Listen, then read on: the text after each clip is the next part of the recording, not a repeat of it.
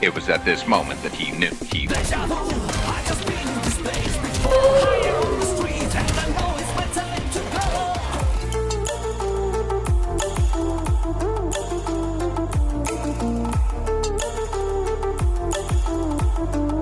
We've got prints and we've got awesome shirts, along with pillows, beach towels, and more. All available at the Underdog store, so don't wait any longer to treat yourself. Get yourself some awesome merch today. Every purchase helps support the channel and you look awesome while doing it. And it looks like Jacqui might be an even bigger monster than before. But make no mistake, she was nerfed in several ways, and we're gonna cover that. However, even so, I would argue the custom variations offset it completely, and she is definitely a bigger threat now than she was before any of the nerfs. So without any further ado, let's break down why step by step. So first up, let's talk about the nerfs. Bionic Dash is now -12 on block, so that means it's fully punishable. Before it was -7, and you could duck under it and punish that way, but now even if you block it, it's punishable there as well. And while this technically is a nerf, I would argue it's a bit more of a normalization, because I can't think of any other special move where you flew across the screen like this and it was still safe on block. That was pretty much unique to Jacqui. And I think NetherRealm did that because her crushing blow required you to land the move from far away, and they wanted a high reward, low risk situation with this move, but now instead it is high risk and high reward. Because while you can get the crushing blow in the neutral, if you mistime your punish or the opponent simply blocks it, they can now punish you for a full combo. However, with that said, Jacqui does have several ways to combo into this crushing blow, which means it's high reward and 0 risk. And don't get me wrong, those combos aren't the easiest thing to do, but I'm just saying this crushing blow can still happen with no risk to the player. And then the next nerf happened to her overhead, her back 1. So she has 2 short hops just like everybody else, but she also has a manual overhead with back 1. And as you can see, if this move is blocked, it has a bit of pushback from mid-screen. Now it's -10, so I think some characters like Noob Saibot could still easily punish it, but a lot of characters have trouble from mid-screen. I personally play Jacqui quite a lot online, and very few players ever punish me for doing this move. However, the nerf has to do with the corner, so now there is no longer any pushback. Before, Jacqui herself would actually get pushed backwards in the corner, and now that's no longer the case, which means you're now -10 and the opponent is right in your face, so their punishes are pretty much guaranteed now as long as they know that overhead is -10. And then the final nerfs have to do with her Bionic Bounce. So now if you do anything after Bionic Bounce, whether it's a normal attack or a special attack, it now has a bigger flawless block window by about 6 frames. Or in other words, if you're blocking Jacqui and she goes for this, it's now easier to flawless block her jumping 2 on the way down and even the shrapnel blast as well. And that's a big deal because the gap between her shrapnel blast and the punch on the way down was so small that most players didn't go for it, because if they did and got counter hit, they ate a full combo. And as a result, most players would just block or attempt the flawless block, and the flawless block was not easy. But once again, the gap has been extended by 6 frames, so now it's easier to do. So let's go ahead and test that. I'm playing as Devora. Hey, look at that. That was actually pretty easy first try.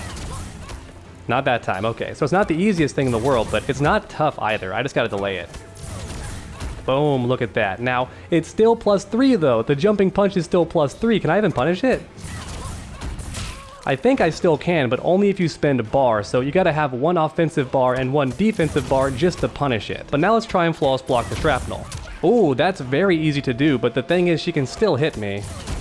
Yeah. So unless you have an up 2 with a ton of range or an up 3 that hits above you as well, it's going to be very tough to actually punish her for flawless blocking the shrapnel. You're going to have to wait for the punch or the kick on the way down and just parry that instead. However, the thing is, Jacqui still has a ton of mix-ups, so she can just do shrapnel blast twice in a row and then do a jump in, or she could do shrapnel blast and then just do nothing on the way down. She could just do Bionic Bounce into a regular attack, any number of things to catch you off guard. So once again, the nerfs are a good idea, but I think the Jacqui player still has a bunch of ways to catch you off guard and trick you after Bionic Bounce and get the combo going. And that's about it for Jacqui's nerfs, so now let's talk about why she's going to be so godlike thanks to the inclusion of custom variations in Kombat League. So before, she had Bionic Bounce and she had the enhanced shrapnel, which I still have, and then she had the air ground pound, which was a decent mix-up on block. However, if you ask me, that move was actually holding Jacqui back, so I replaced it with lethal clench, and please allow me to explain why. So before, when you played Jacqui in Variation 3, you would would end your combos with this string because all the damage was guaranteed. They could not use breakaway and they were standing the whole time. And the damage isn't bad, about 180. However, check out this damage instead with the lethal clench. So I can just do this and I'm now getting 220. And actually you can do 3 knees, but the timing is pretty difficult for me. But if you do pull it off, you actually get 240, so even more unbreakable damage. And what that means is if Jacqui ever catches you, she gets this combo for free, and look at the damage that I get. So 30% just because I touched you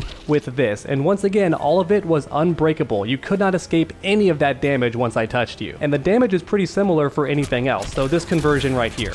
The damage is pretty much the exact same. It's a bit lower, but not by a lot. Look at that, 28% off of a low combo starter, and once again, you couldn't escape any of that damage. Now, of course, when you end the combo in this way, you are putting the opponent pretty far away, which is not ideal for Jacqui, so instead, let's leave them a bit closer and see what the damage looks like there. As you can see, we're still getting really good damage, and the opponent is left very close. We can pressure, go for more jumps on blocks, some mix-ups, some throws, all that good stuff. And that's especially true if she has Crushing Blow. Don't forget, she can get a Crushing Blow from this lethal clench and get even more guaranteed damage. So just for fun, let's see what that looks like. And once again, you can't escape any of this. I can't stress that enough, and I'm also not doing all the knees, so keep that in mind too. Boom, check that out. Almost 38% damage for 1 bar of meter, and you couldn't escape any of it. And this to me is what makes Jacqui so much scarier now than she was before. She essentially takes breakaway off the table. It doesn't matter if you have defensive bar, you can't escape any of her combos once she touches you. But now just for fun, let's pretend the opponent doesn't have breakaway. What does the damage look like then when Jacqui goes all out? So check that out, almost 33% for just 1 bar of meter. I'll be honest, I thought the damage would be a bit higher, but for 1 bar, I don't think 33% is bad. Especially once you factor in how mobile Jacqui is. She can close the gap in an instant, and anytime she touches you, she's pretty much getting a guaranteed 30%, and if you don't have breakaway, she's getting even more damage. Or in other words, Jacqui is still the combo queen, and don't forget, at the end of that combo, I could have done the Crushing Blow instead and extended the combo for a bit more to get a bit extra damage. In case you don't know, Jacqui is one of those characters who can chain all of her Crushing Blows into the same combo if you're skilled enough. And that's why, if you ask me, you do want to hold on to that breakaway, because there are certain circumstances where Jacqui can get a ridiculous amount of damage. Like for example, a counter hit or a punish right here, that's going to lead to a ton of damage, so I recommend having breakaway. Or if she lands a down 2 Crushing Blow, it is good to have breakaway on deck, even though Jacqui does have a bunch of combos that take breakaway off the table. Now, if you absolutely hate Jacqui, then I do have some good news for you. There is one more nerf that I left out until now. So now any attack after her Bionic Bounce does a bit less damage, and that includes the special attacks like the Shrapnel Blast and of course the attacks on the way down. And at first glance, that nerf didn't seem like a very big deal, because as you just saw, a basic combo is still netting you around 30% for every touch. However, the nerfs actually do become a problem for Jacqui if she wants to loop the shrapnel twice in the same combo. So for example, right here, I'm going to try to do 2 in the same combo, and as you're about to see, the damage is not going to be very much, only about 35% for spending 2 bars. Definitely not worth it unless it wins the round. And since I keep talking about breakaway, I wanted to show off her second custom variation that I made. This one includes her hyper knee. This move is awesome for a lot of reasons. For starters, if you amplify, it's completely safe at -1. However, it does end in a high, so if the opponent knows that, they can actually duck under the follow-up and punish you every single time. But I feel like a lot of players won't know to do that because this move has not been seen in Kombat League until now. But don't worry, this move keeps getting better because it also has a Crushing Blow if your combo does 8 hits or more, and that's very easy for Jacqui. And that combo may have only done 38% damage and did cost me 2 offensive bars, but once again, that was all inescapable damage. So if you ask me, that's pretty scary stuff. And that's especially true in the corner when damage gets even higher.